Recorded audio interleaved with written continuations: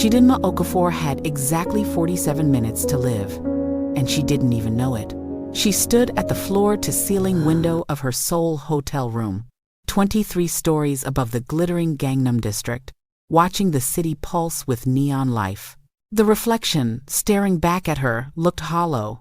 31 years old, MBA from Oxford, former investment banker, current fugitive.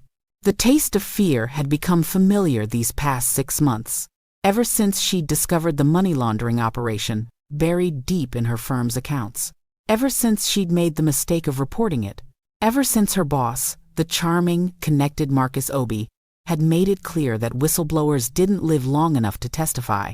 She'd run from Lagos to London, London to Hong Kong, Hong Kong to Seoul. But you can't outrun money. You can't hide from connections that span continents. Her phone buzzed. Unknown number. Again. She didn't answer. The rain started. A Seoul spring shower that turned the city into streaks of light and shadow. Chidinma pressed her palm against the cold glass, watching the condensation bloom around her fingers. Her father used to say rain was God's way of washing the world clean. But some stains don't wash out. Papa, she whispered to the ghost that followed her everywhere. I'm so tired. She didn't see the shadow move on the building across the street. Didn't see the figure in black adjust the scope. Didn't see death itself zeroing in on the exhausted slope of her shoulders.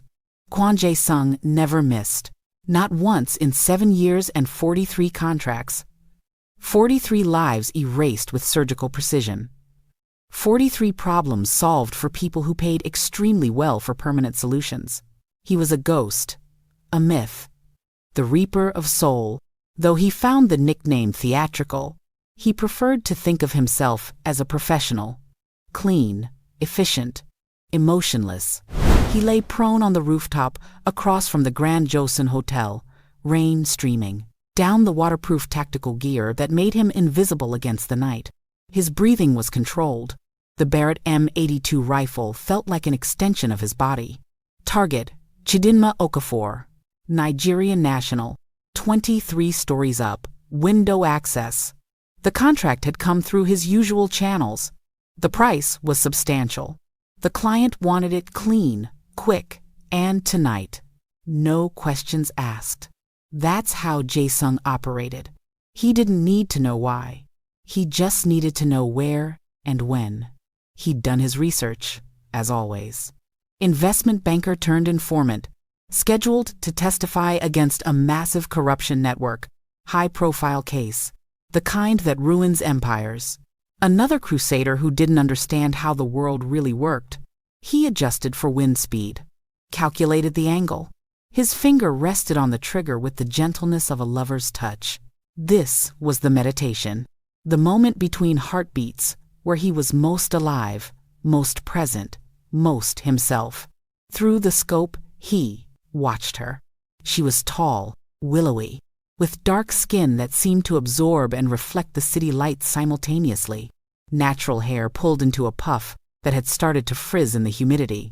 She wore a hotel bathrobe, suggesting she'd just showered, vulnerable, unaware. She pressed her hand against the window. Jae-sung's finger tightened. She turned her head, and he saw her face clearly for the first time. That's when the world tilted. Her eyes, even from 200 meters away, even through the rain and glass, carried something he recognized. Defeat, hopelessness, the hollow look of someone who'd already given up. He'd seen it in the mirror once, a lifetime ago, before he'd learned to kill everything soft inside himself. She wasn't afraid. She was resigned. His heart rate spiked. 65. 70. His breathing hitched. Focus. This is a job. But his finger wouldn't move. The shot was perfect. The moment was perfect. Yet something in his chest, some piece of himself he thought he'd destroyed years ago, screamed at him to stop. She closed her eyes, and a single tear tracked down her cheek. She knows. The thought came unbidden. She knows someone's coming for her.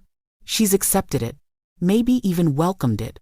Jae-sung had killed politicians, criminals, businessmen, witnesses. He'd killed people who begged and people who fought, but he'd never killed someone who looked like they were already dead inside. His mother's voice, buried under years of silence. Jae-sung, promise me you'll always protect those who can't protect themselves. He'd broken that promise the day she died, the day he decided the world was predators and prey, and he'd rather be the wolf than the lamb. But now, with his finger on the trigger, and this woman's life measured in millimeters of movement, something cracked inside the armor he'd built. One shot. That's all it takes. Do your job. She opened her eyes and looked directly at where he was hidden, as if she could feel death's gaze. Her lips moved. He couldn't hear the words, but he'd learned to read lips, a necessity in his profession. I'm ready. Jae-sung pulled the trigger. The shot was perfect, absolutely perfect. Except his hand jerked. Just a millimeter. Just enough. The bullet punched through the window 6 inches to the left of her head, spiderwebbing the glass in a violent starburst. She screamed, stumbling backward as the window imploded in a shower of glittering shards. Jae-sung's blood turned to ice. I missed. He never missed. Through the scope, chaos. She was on the floor, covered in glass, bleeding from a dozen shallow cuts, but alive, very much alive, and now very much aware that someone had just tried to kill her. His training kicked in. Evacuate, leave no trace, disappear. But his body wouldn't move. He watched her scramble to her feet, watched her grab her phone with shaking hands, watched her run toward the hotel room door. The contract was blown. His perfect record was shattered, and for the first time in 7 years, Kwon Jae-sung didn't know what to do next. His phone buzzed. Encrypted message from his handler. Target status? He should lie. Say it was done. Buy himself time to figure out his next move. Instead, he typed the truth. Missed. Target, alive and aware. The response was immediate. Impossible. You never miss. I know. Fix it. You have 24 hours before we send cleanup. And Kwon? They'll clean up everything. Including you. Jae-sung stared at the message, rain streaming down his face. He'd just signed his own death warrant. Unless he completed the contract in the next 24 hours, he'd become the target. He should hunt her down, finish the job, save himself. But that look in her eyes haunted him. That resignation. That brokenness that mirrored something deep in his own destroyed soul. What are you doing? He asked himself. As he packed up his rifle, he didn't have an answer. He only knew that for the first time in 7 years, killing felt wrong. And that terrified him more than any threat ever could. Chidinma ran. She ran down the hotel corridor, glass embedded in her feet, leaving bloody footprints on pristine carpet. Her ears rang from the gunshot. Her hands shook so violently she could barely get the phone. They found me. They finally found me. She slammed into the emergency stairwell, the metal door clanging behind her. Her mind raced through her options. The police? They were probably paid off. The embassy? Too slow. Her contacts? All compromised. She was alone. Again. Always. At the ground floor, she burst into the lobby. The night staff looked up in alarm at the bleeding, terrified woman in a bathrobe stumbling toward the exit. Miss! Miss! Are you? She didn't stop. Couldn't stop. If she stopped moving, she'd die. The Seoul night swallowed her. Rain-soaked streets reflected neon signs advertising everything from cosmetics to karaoke. She ducked into an alley, pressing herself against cold brick, trying to think through the panic. Her feet were bleeding badly now. The adrenaline was wearing off, and pain rushed in to fill the space. She needed shelter, clothes, a plan. A shadow fell across the alley entrance. Chidinma's heart stopped. A man stood silhouetted against the city lights, tall, broad-shouldered, moving with the predatory grace of someone trained to kill. Please, she whispered, hating the weakness in her voice. Please, Just make it quick. The man stepped into the alley, and she saw his face for the first time. He was beautiful in the way that dangerous things are beautiful. Sharp jawline, dark eyes that held galaxies of secrets, black hair pushed back from his face, rain slicked and gleaming. He wore tactical gear, all black, with the easy confidence of someone comfortable with violence. This was death, and death was stunning. "I'm not here to kill you," he said in Korean accented English. "Liar," she shot back, surprised by the strength in her voice. "If I wanted you dead, you would be." He moved closer, and she saw something unexpected in his eyes. Confusion, maybe even conflict. "I had you in my sights. I pulled the trigger. He stopped, jaw clenching. "I missed. So you came to finish the job?" "I don't know why I'm here." The honesty in that statement made her pause. Killers didn't doubt. They didn't hesitate. Yet this man, this beautiful, terrifying man, looked almost as lost as she felt. "Your feet are bleeding," he said quietly. She laughed, a broken sound. "That's what concerns you? Not the fact that someone wants me dead? That you were hired to murder me? You need medical attention. I need to disappear. Where will you go?" He gestured to the rain-soaked city around them. "You're a Nigerian woman alone in Seoul at 2 a.m., bleeding and in a bathrobe. The police will pick you up in minutes. And whoever hired me will simply send someone who won't miss." The truth of it settled over her like a shroud. He was right. She had nowhere to go, no one to call, no safe harbor in a city of 10 million strangers. "Then I guess I'm dead either way," she said flatly. Something flashed across his face. Pain, probably. Recognition. "I know somewhere safe," he heard himself say. "Temporarily." "You want me to trust you? The man who just tried to shoot me? No. I want you to survive the night. Tomorrow you can figure out your next move." She studied him, this contradiction of a man. Every instinct screamed that trusting him was suicide. But those same instincts had failed her repeatedly over the past 6 months. Maybe madness was the only sane response to an insane situation. "Why?" she asked. "Why would you help me?" He was silent for a long moment. "Because you looked ready to die. And I." He trailed off, jaw working. "I know that look." Something in his words resonated in the hollow space of her chest. She saw it then. The same exhaustion she carried. The same bone-deep weariness with a world that demanded too much and gave too little. 2 broken people in a rain-soaked alley, both knowing they were damned. "If you kill me," she said slowly, "I want you to know something first." "What?" "I was going to do it myself. Tonight." She laughed bitterly. "You would have just saved me the trouble." His eyes widened fractionally. "You were planning to jump?" "Yes. 23 stories. Quick, clean." She met his gaze directly. "So if you're going to kill me, you're not taking anything I haven't already decided to give away." The silence stretched between them, heavy with rain and revelation. Finally, he moved toward her slowly, the way you approach a wounded animal. He shrugged off his tactical jacket and draped it over her shoulders. It was warm from his body heat and smelled like gun oil and something indefinably masculine. "My name is Kwon Jae-sung," he said quietly. "And tonight, I became a man who misses, which means I'm as good as dead, too." "Chidinma," she replied. "Chidinma Okafor. And I've been dead for 6 months. I just hadn't stopped moving yet." He looked at her, really looked at her, and she saw understanding dawn in his dark eyes. "Then let's survive one more night," he said. 2 corpses keeping each other company. She shouldn't trust him. She knew that.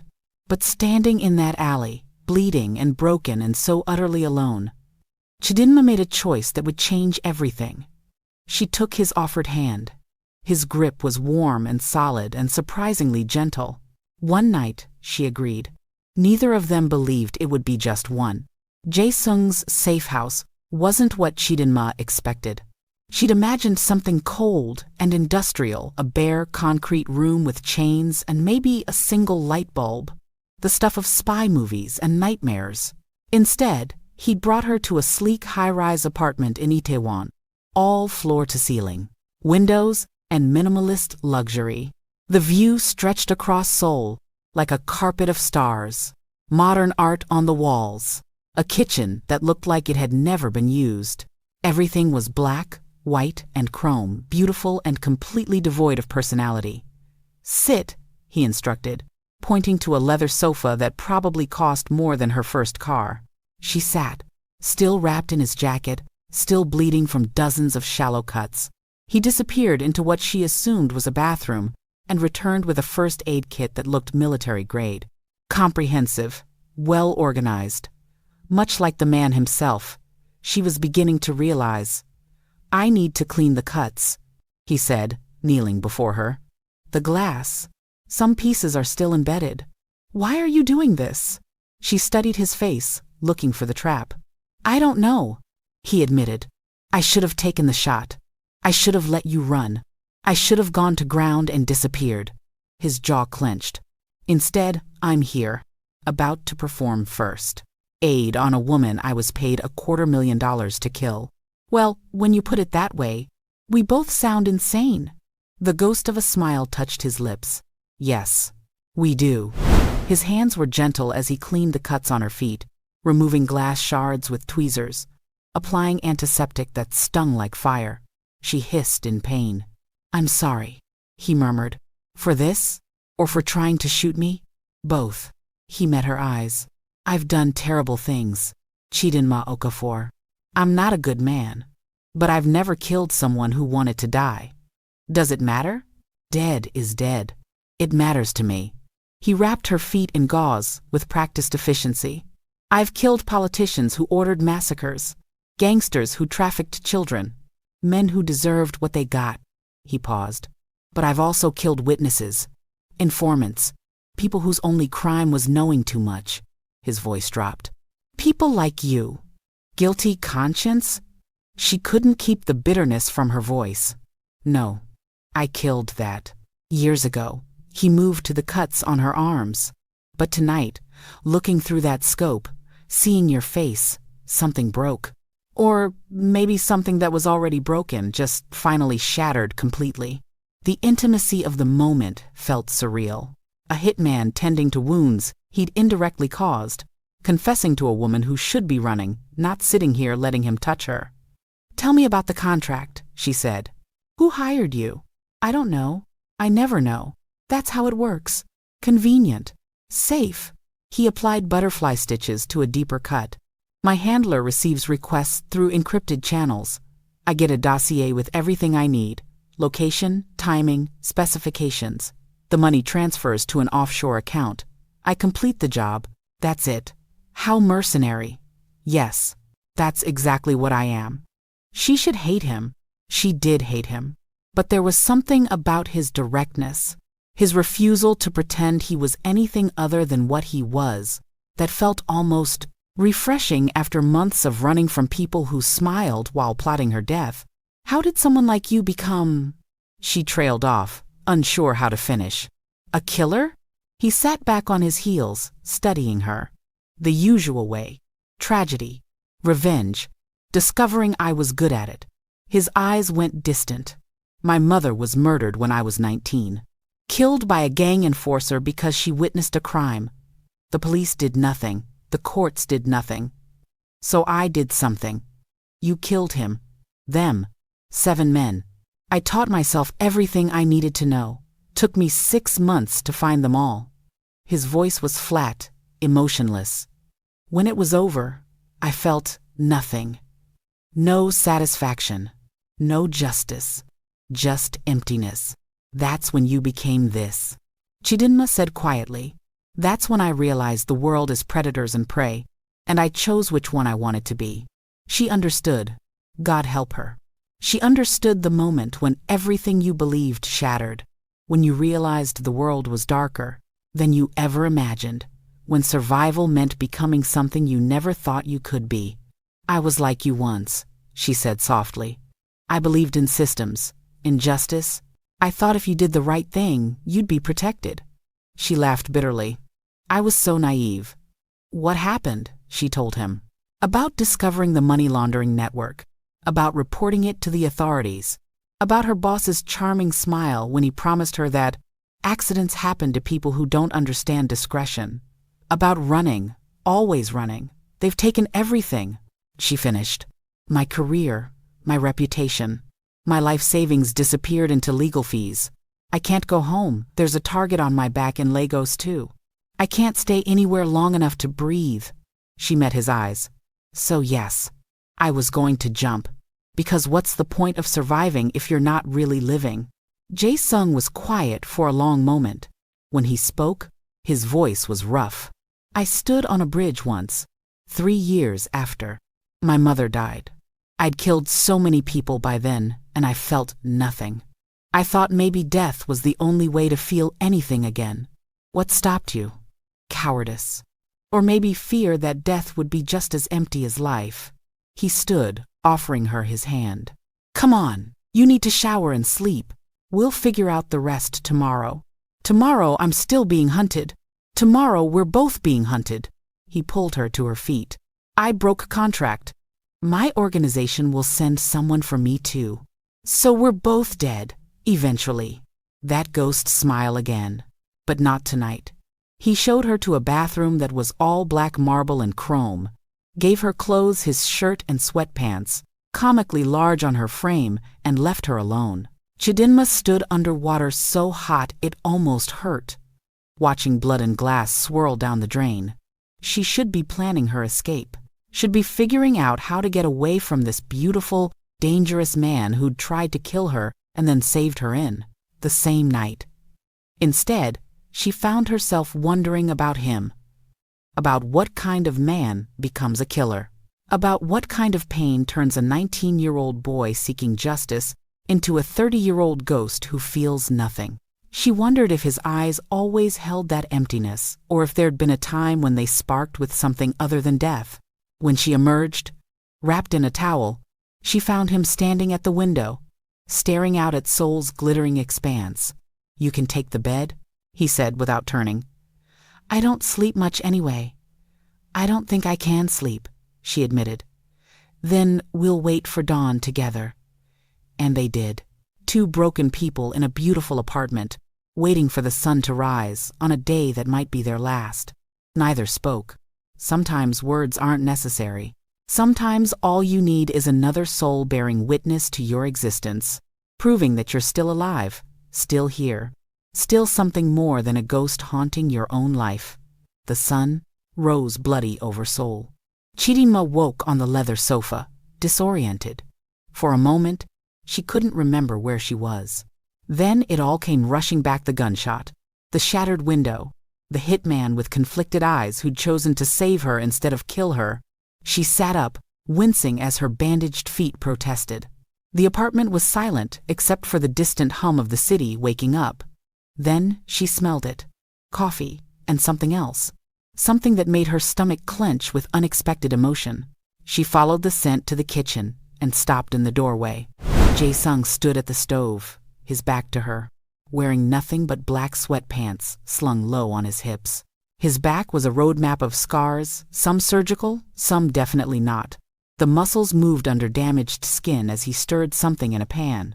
He was making akara, Nigerian black-eyed pea fritters. How? Her voice came out hoarse. How do you know how to make akara?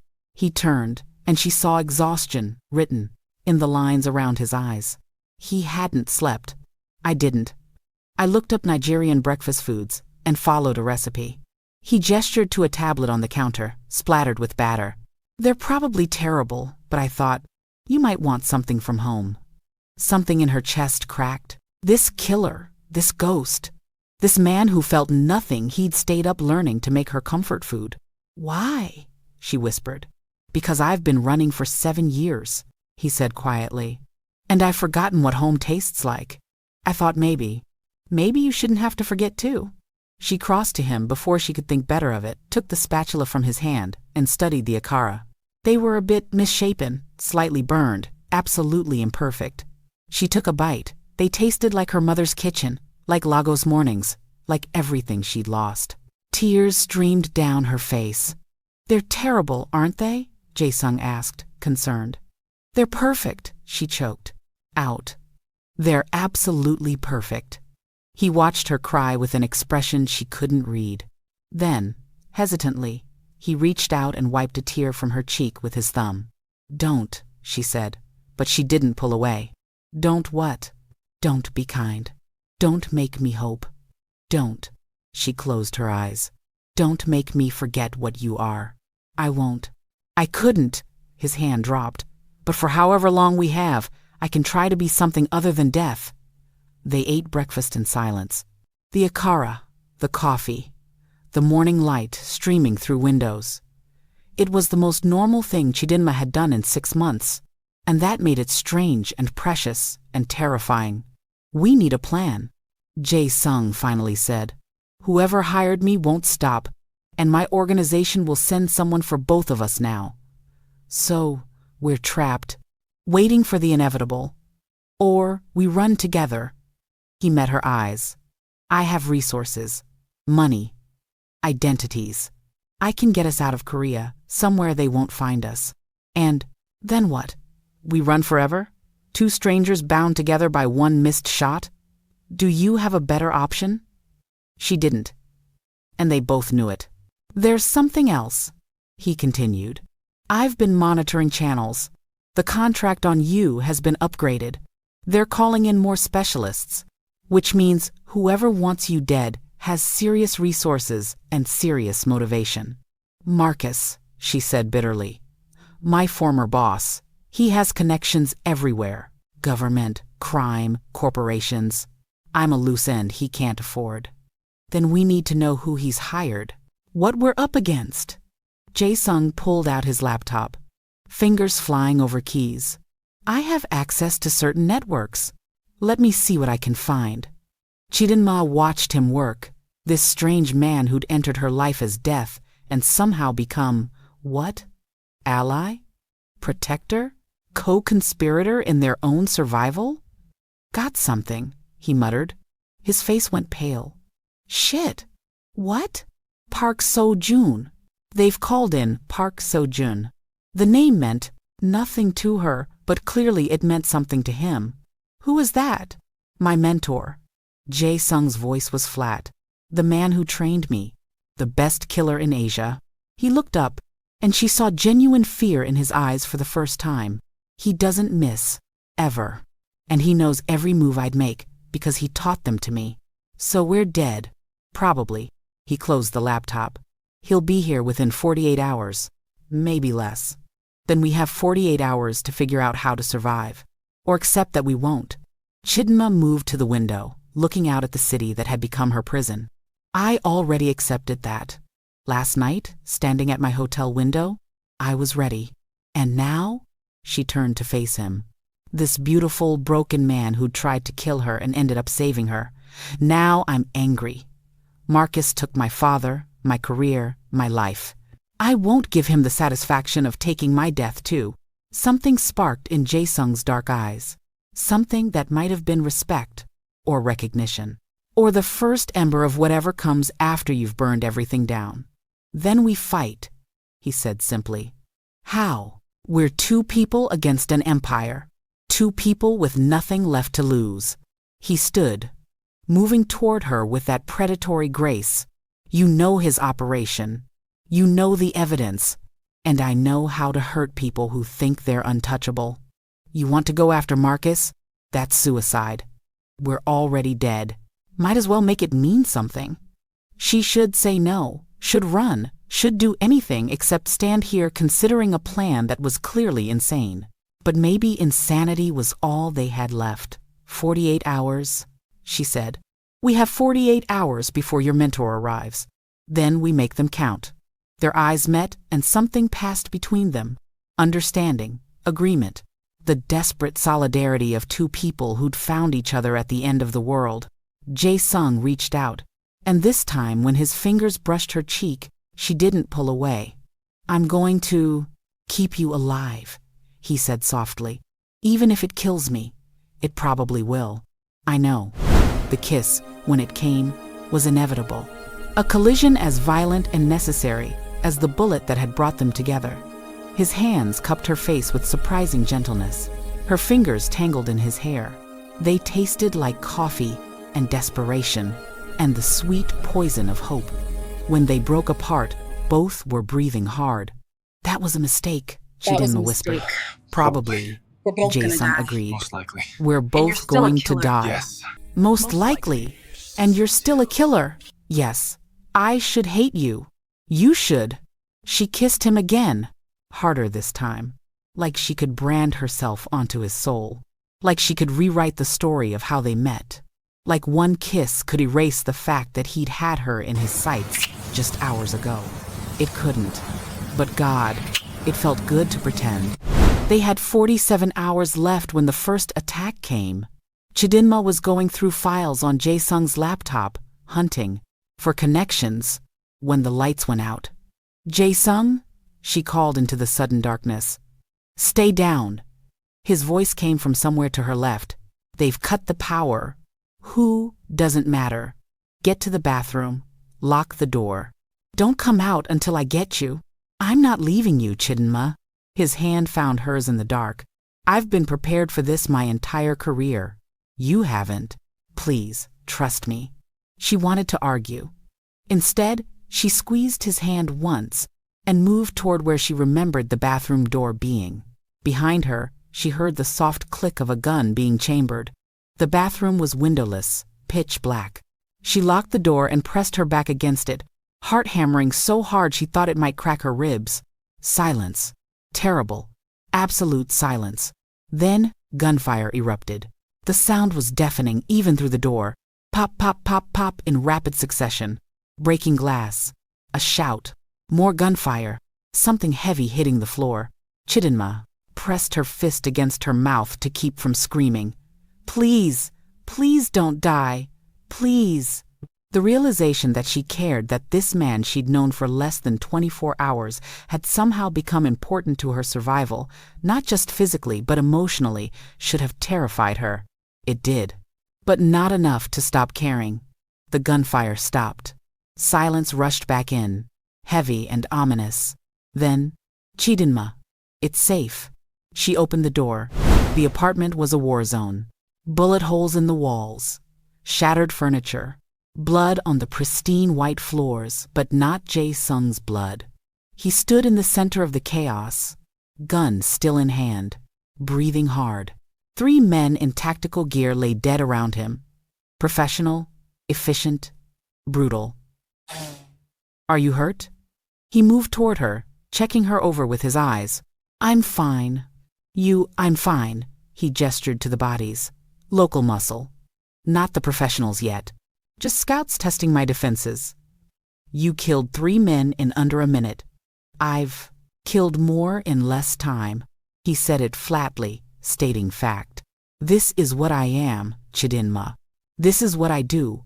She should be horrified, should be disgusted, should see him as the monster he claimed to be.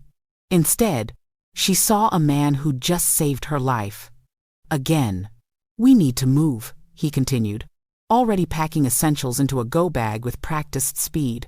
If they found this place, they'll send more. Bigger guns next time. Where will we go? I have another location. Less comfortable but more defensible. He paused, looking at her. Last chance to walk away. I can give you money, a new identity. You can disappear. And you, I stay, I fight. I probably die. Then I'm staying too, Chidinma. I'm staying, she said firmly. You said it yourself. We're in this together now. 2 corpses keeping each other company, remember? Something in his expression softened. You're insane, says the hitman making Nigerian breakfast. That ghost of a smile. Fair point. They left 10 minutes later, moving through Seoul's underground parking with the caution of hunted animals. Jae-sung had changed into tactical gear, given her a bulletproof vest that was too big but better than nothing. The safe house turned out to be a warehouse in an industrial district. Concrete and steel and absolutely no amenities. A mattress on the floor, supplies stacked in corners, weapons, so many weapons. Home sweet home, Jae-sung muttered. Chidinma looked around at their fortress prison. How long have you been preparing for this? Since the day I became a killer. I always knew eventually I'd be hunted too. He started checking weapons, loading magazines. It's the nature of the business. We all end the same way. With a bullet, if we're lucky. She moved to where he stood, watching his hands work with automatic precision. Jae-sung, he looked up. Thank you for saving me again. I'm the reason you need saving. No, Marcus is the reason. You're something else. I don't know what yet, but something else. He set down the gun, turning to face her fully. In the harsh overhead light, she could see every scar, every line of exhaustion, every shadow in his dark eyes. I'm going to tell you something, he said quietly. And I need you to understand I'm not saying it to manipulate you or make you feel obligated. Okay. Last night, when I had you in my sights, when my finger was on the trigger, I felt something I haven't felt in 7 years. He stepped closer. Fear. Real fear. Not of dying. Not of consequences. But fear of pulling that trigger. Fear of ending you. Why? Because you reminded me that I used to be human. Before I became this, he gestured to himself, to the weapons, to the concrete cage they stood in. You looked how I felt inside, and I couldn't add to that pain. Chidinma's throat tightened. I don't know what to say. Don't say anything. Just know that whatever happens in the next 47 hours, I'm going to do everything in my power to keep you breathing. Not because I owe you, but because for the first time in 7 years, I want something other than emptiness. What do you want? He touched her face, thumb tracing her cheekbone. To see you smile, to watch you live, to know that I saved something instead of destroying it. She kissed him then, there in that cold warehouse surrounded by instruments of death. Kissed him like he was air and she was drowning, like he was the first good thing in 6 months of horror, like maybe, just maybe, 2 broken people could make something whole. When they broke apart, both were trembling. This is insane, she whispered. Completely, he agreed. We're going to die. Probably. But not tonight. Not tonight. They spent the next hours planning. Jae-sung laid out Marcus's operation, the networks, the connections, the money trails Chidinma had uncovered. She filled in details, names, locations. Together, they built a map of an empire built on blood and corruption. If we're going to take him down, we need evidence that's undeniable, Chidinma said. Something so damning that even his connections can't bury it. The servers, Jae-sung said suddenly. His main servers. You said he keeps backups of everything. In Lagos, in a building surrounded by private security. Impossible to breach conventionally. He smiled, but there was no humor in it. Good thing I'm not conventional. You're talking about going to Nigeria? We'd never make it. Between Park Seo-joon hunting us and Marcus's people, which is exactly why they won't expect it. He pulled up a map. We don't run, we attack. We go after the evidence, expose everything, and take away his power to hurt anyone else. That's suicide. We're already dead. Might as well make it legendary. Chidinma stared at him. At this impossible man who'd tried to kill her and ended up becoming her only ally, her only hope, her only. She didn't let herself finish that thought. When? She asked instead. Tomorrow night. We'll have maybe 30 hours before Park Seo-joon closes in. We go fast, we go hard, and we don't stop until we've burned Marcus's empire to ash. And then we see if we survive long enough to figure out what comes next. They had 42 hours when Jae-sung's phone rang. Unknown number. He stared at it for 3 rings before answering. Jae-sung, ah. The voice was warm, paternal, deadly. It's been too long. Park Seo-joon. Chidinma watched Jae-sung's face go carefully blank. The mask sliding into place, the killer's calm. Sonjang-nim, he replied in Korean. his voice respectful. Teacher, I hear you've developed a conscience. How? Disappointing. I missed a shot. It happens. Not to you. Never to you. I taught you better. A pause. Or perhaps I taught you too well, and now you've remembered why we kill, and why we must never hesitate. What do you want? To understand. This woman Chidinma Okafor, what is she to you? Jae-sung's eyes found hers across the warehouse. Nothing. A complication. Then eliminate the complication. Complete the contract. All is forgiven. And if I don't? Then I eliminate both complications. The warmth never left Park's voice. That was the terrifying part. He could promise murder in the same tone he used to order tea. You were my best student, Jae-sung. It would pain me to kill you, but I will. I know. Tomorrow, midnight, the old meeting place. Bring the woman, quick and clean, or I hunt you both down and make it slow and messy. Your choice. The line went dead. Chidinma waited until Jae-sung lowered the phone. What did he say? He's giving me a chance to finish the job. Bring you to him tomorrow night. Kill you myself or watch him do it. His jaw clenched. Those are my options. So we run, tonight. We forget Nigeria. We forget Marcus. We just disappear. He'll find us. He always finds his targets. Jae-sung set down the phone with careful precision. Park Seo-joon has been doing this for 30 years. He knows every trick, every safe house, every identity I could possibly assume. We can't outrun him. Then we're dead. Unless, he turned to her, unless we use his expectations against him. How? He expects me to either bring you to him or run with you. He doesn't expect me to go after Marcus while being hunted. It's too aggressive, too risky, he smiled grimly, too insane. So we do the insane thing. We do the insane thing. We leave tonight for Lagos.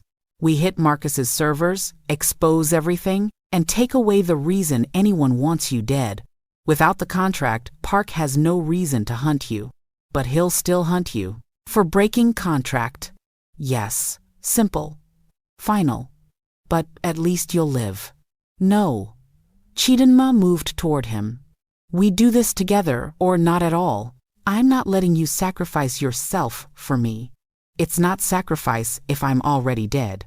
Inside. Stop. She grabbed his face, forcing him to look at her. Stop pretending you don't care. Stop pretending you're just a killer with no feelings. I see you, Jae-sung. I see the man who makes akara, who reads lips and knows when someone wants to die, who feels fear for the first time in 7 years. That's not a ghost. That's a man. His hands came up to cover hers. If I let myself be a man, I'll fail. And if I fail, you die. Then fail as a man instead of succeeding as a monster. Her voice cracked. Please, don't ask me to live, knowing you died, believing you were nothing. Something in him broke. She saw it happen, the careful walls cracking, the armor splitting, the ghost becoming flesh. He kissed her desperately, like she was oxygen and he'd been suffocating. His hands tangled in her hair, pulling her closer, trying to erase the space between them. I can't lose you, he whispered against her lips. I just found you. Then don't let go. They stumbled to the mattress on the floor, this makeshift bed in a concrete fortress. There was nothing soft about it, nothing romantic about the setting. But when Jae-sung laid her down, when his scarred hands traced her body with reverent gentleness, when he looked at her like she was salvation itself, it was the most beautiful thing Chidinma had ever experienced. Are you sure? He asked, hovering above her, trembling with restraint. I've never been more sure of anything. We might die tomorrow. Then I want tonight. I want this. I want you. He made love to her like a man drowning, like she was the last good thing in a dark world, like he could memorize her soul through touch alone. Every kiss was a confession. Every caress was a promise. Every whispered word in Korean and English was a prayer to a God neither of them believed in anymore. Afterward, they lay tangled together on that mattress, skin against skin, heartbeats sinking in the darkness. Jae-sung? Tell me. Something true. Something you've never told anyone. He was quiet for so long she thought he wouldn't answer. Then, I dream about my mother. Every night for 7 years. In the dreams, I save her. I'm fast enough, strong enough, good enough, and she lives. His voice broke. But then, I wake up, and she's still dead, and I'm still a killer, and nothing I do will ever change that. Chidinma held him tighter. Tell me about her, not about how she died, about how she lived. So he did. He told her about a woman who made the best kimchi jjigae in Busan, who sang old folk songs while cooking, who worked 3 jobs to send him to good schools, who believed in him even when he didn't believe in himself. She would have liked you, he said softly. You have her strength, her refusal to break even when the world demands it. My father would have liked you too.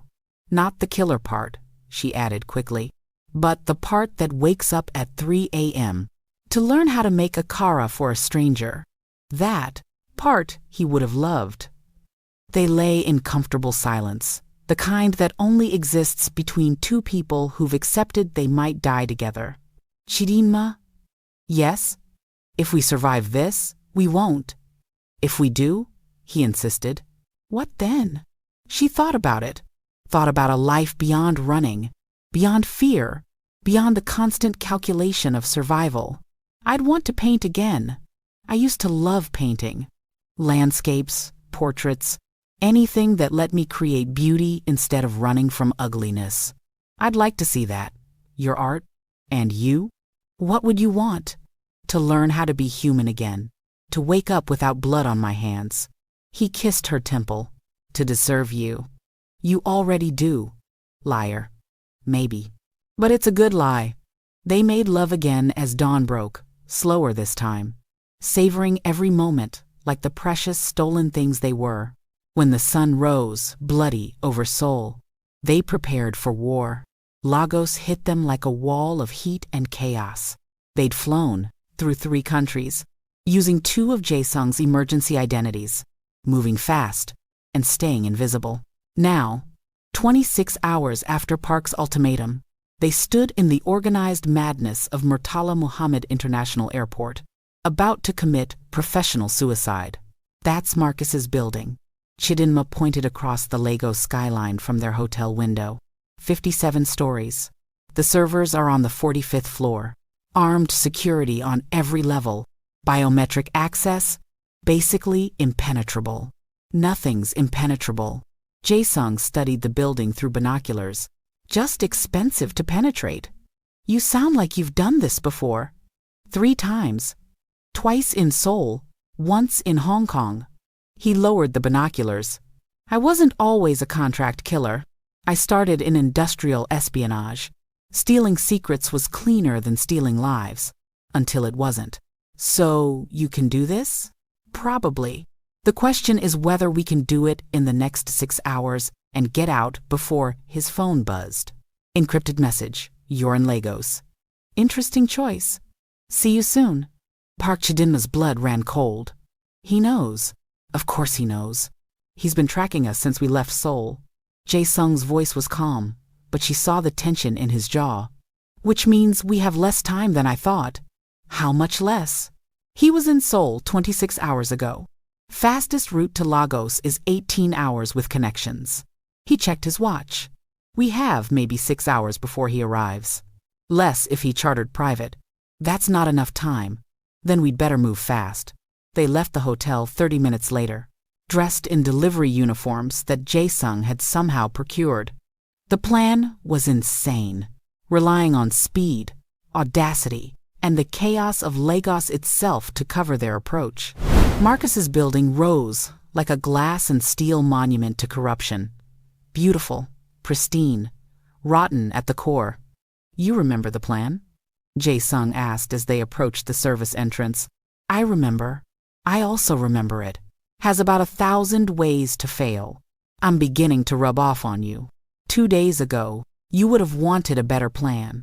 2 days ago, I wanted to die. Perspective changes things.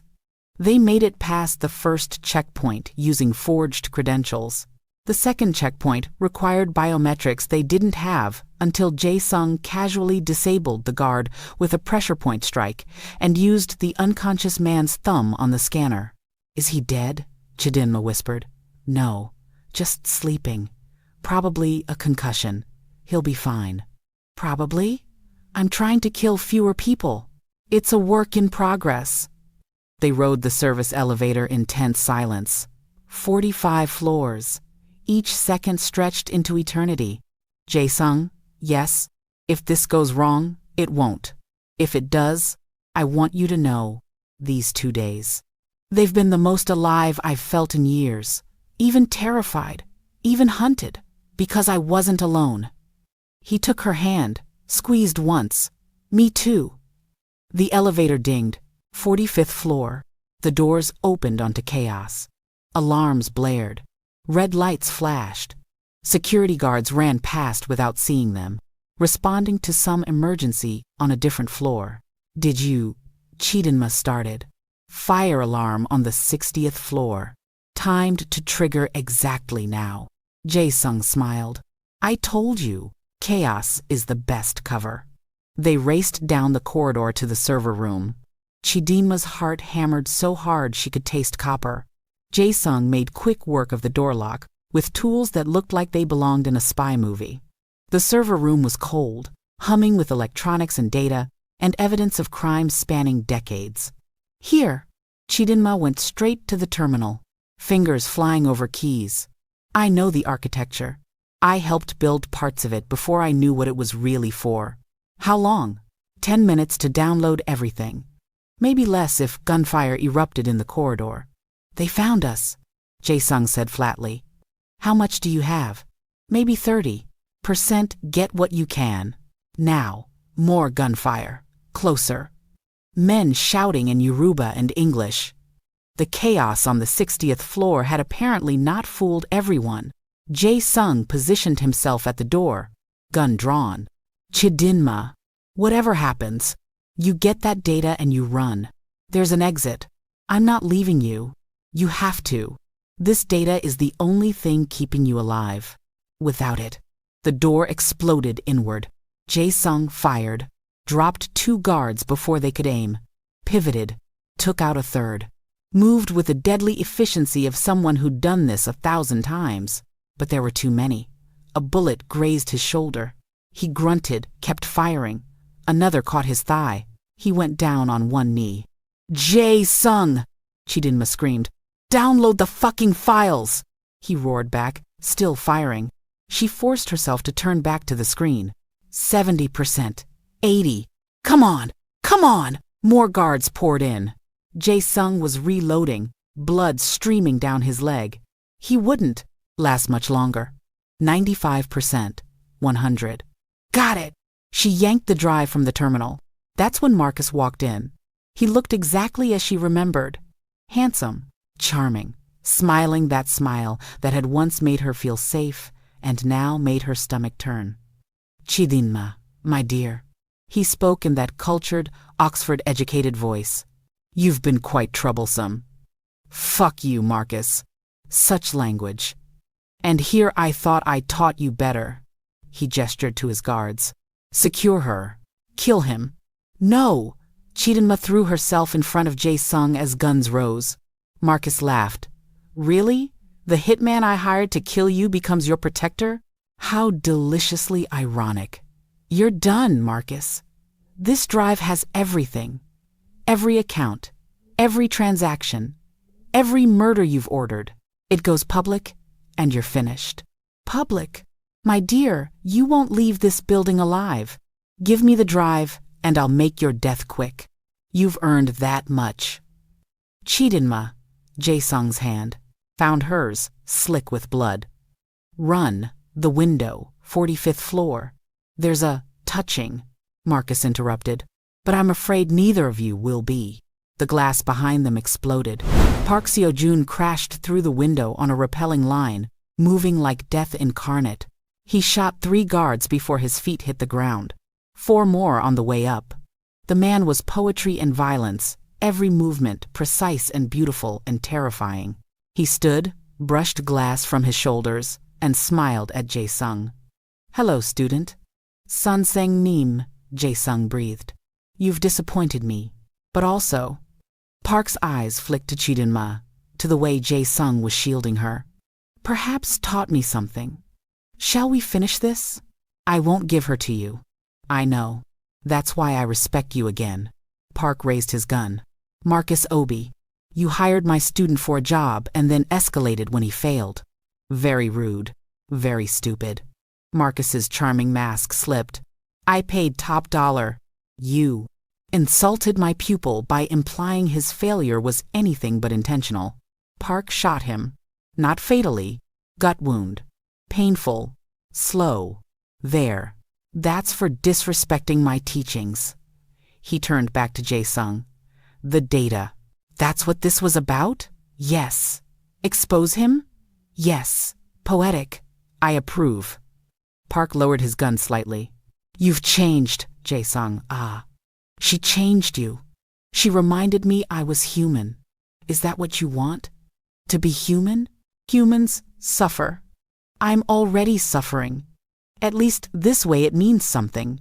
Park studied them for a long moment. Then, impossibly, he smiled. "My wife died 3 years ago. Cancer." I held her hand at the end. His voice was soft.